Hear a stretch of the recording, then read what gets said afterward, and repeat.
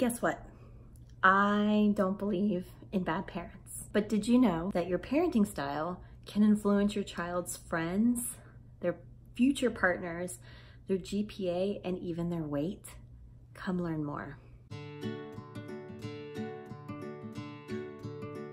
Okay, friends. If I'm being honest, I feel a little bit scared and nervous and timid to do this, but why not? Let's start a YouTube channel.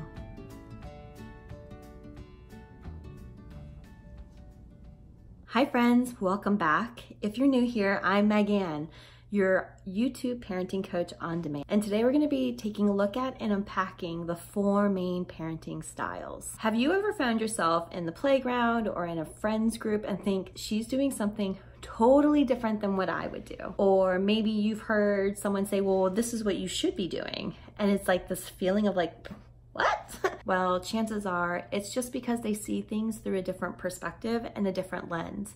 And that lens helps make up what's called their parenting style. That lens is affected by all sorts of different aspects. Things like their culture, how they were raised, their own struggles and insecurities, and their own strengths. All of these things come together, which makes up their parenting style. Research has shown that there are 4 main parenting styles, and these parenting styles take into account 2 factors: how nurturing and how demanding. In today's video, we're gonna take a peek at all 4. And throughout this video, if you wanna learn more, I strongly encourage you to check out my Year of Empowered Parenting Challenge.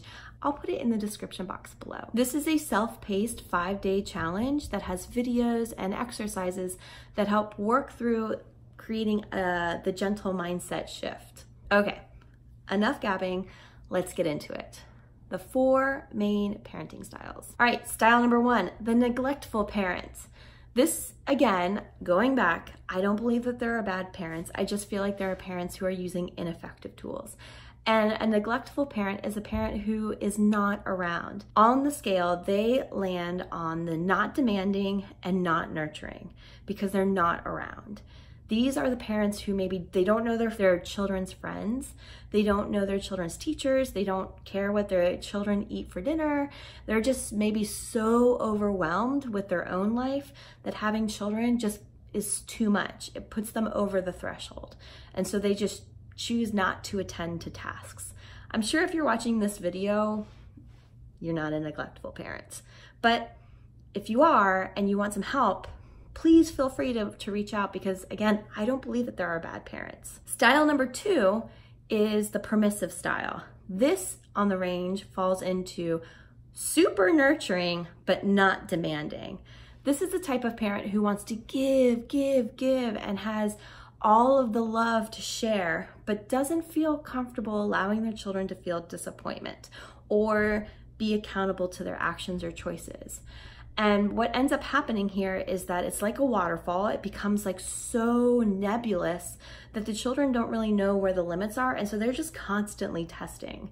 And if they hear no, they're like, whatever, I'll know how to turn it into a yes with a tantrum.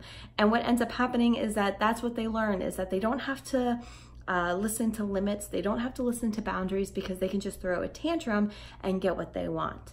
And what ends up happening is that this creates this distrustful relationship because the parent can't trust the child just to listen to the limit, but also the child can't trust what the parent is saying because they know that they can change the outcome, and so they will. Which is all good, it's fine, until someone cracks. And what ends up happening is that the permissive parent tends to feel like they're getting walked over, and then they explode. And that doesn't feel good. The 3rd style is the opposite of permissive, which is highly demanding but not nurturing, and that's authoritarian. If you've heard yourself saying because I said so or because I'm the boss, that tends to be more like the brick wall of authoritarian parenting. These parents rule by fear, they rule by control, they rule by force, they rule by blunt power. And what happens, what the result of that is that children, 1, they learn to get what you want, you need to be kind of aggressive, or they learn to just skirt around the system. For instance, if I know I bring home a bad grade and I'm gonna get punished, well, I would hide that bad grade so that I didn't get punished. And I would start to lie to my parents because I wouldn't feel comfortable sharing that failure with them because I'd be afraid of the outcome. This starts to create like a cold relationship because I know what you're gonna say already because you're so consistent that I'm gonna figure out ways to get around it. Maybe by going to the permissive parent. And actually, before I move on to the fourth, that tends to be what happens is that there is a permissive parent and authoritarian parent, and they kind of like play on this teeter-totter of like good cop, bad cop. Or one mom said to me once, I'm the less consistent cop, and then there's a consistent cop. So however you feel comfortable sharing it, it means that there's like someone who's probably always gonna say yes and someone who's probably always going to say no.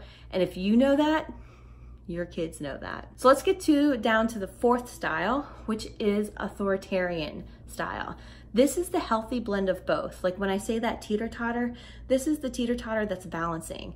It's nurturing and respectful while being consistent and firm. This style helps children create and have a voice and have choice in the matter, but doesn't let them skirt around the responsibility of the follow-through.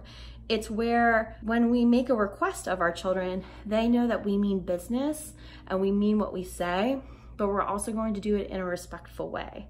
This is the balance of being kind and firm, and kind of like the most effective parenting style, because this builds a healthy system of autonomy and choice and freedom with respect and accountability and consistency. In closing, have you identified which style was yours, or which style you lean towards, or which style your partner leans towards? Like I said, if you're like most of my clients, you might be finding yourself on that teeter-totter. But that's exactly why I started this channel, to help parents finally get off of the teeter-totter by learning more effective tools. For a deeper look into each of those different styles, check out the links below because I've made a separate video for each style that goes through the assets and liabilities and ways to kind of pivot away from it. Thanks for watching, and if you enjoyed, make sure to click subscribe so that I can welcome you into my hive. I post videos on Tuesdays, Thursdays, and Saturdays, and I promise to deliver